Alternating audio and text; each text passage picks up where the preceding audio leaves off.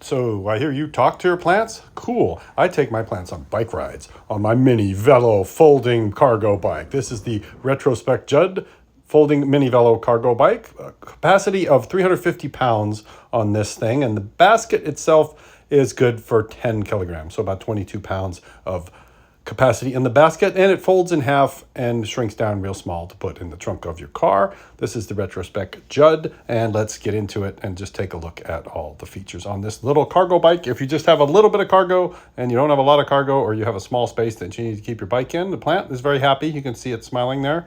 It likes to get out and meet the other plants around the neighborhood, so I take it on rides.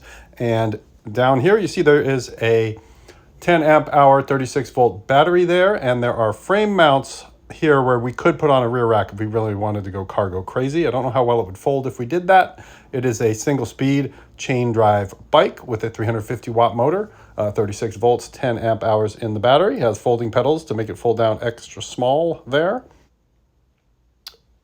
And very simple folding mechanism there with the safety on it, and then lots of safety stickers, including the important UL listed one. If you live in New York, you're going to need that one. It's a class 2 20 mile an hour 350 watt bike. There is a battery powered, disposable battery powered light on the seat, which extends up and down for tall people and small people. And then on the front there's a little headlight that is wired into the bike, and then I've added a bigger headlight there just for my own use at night. If I'm taking the plant out at night, we want to make sure the plant sees where it's going. Otherwise it'll get scared.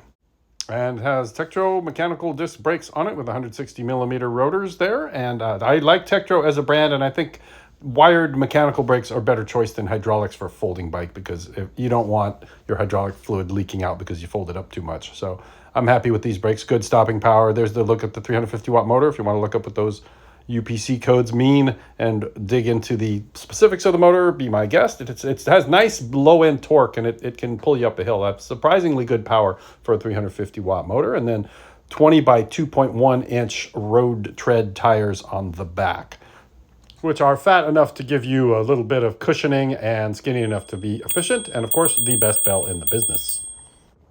Initially, I just bought this bike to have something light that I could take out of the car easily, that I could ride short distances. But then when I added on this Retrospec accessory basket, it became a whole different thing, a grocery getting, cargo hauling monster bike that really is a lot more practical. And I'm honestly having way too much fun now that there's a basket on the front. It can haul quite a few groceries. I've probably exceeded the 10 kilogram weight limit, but it hasn't snapped off yet. And since it is a folding bike, this is what it looks like folded up in the back of my Toyota Prius. You can see there's enough room for a whole second folding bike, even with that big basket on the front of it, hindering its true folding capacity. So if you're looking for a mini Velo style cargo bike, or just a lightweight, this, by the way, it weighs 40 pounds without the basket. So it is light enough to pick up and easily get out of the car versus one of those bigger bikes that weighs, 70 or 80 or 90 pounds. So if you're looking for a mini e-bike that you can take just about anywhere, top speed of 20 miles an hour. I did a full test on this that you can watch. It's a separate video, but really loving this bike and having way too much fun with it for what it is. It's just the perfect bike for everything, and you can take it along anywhere.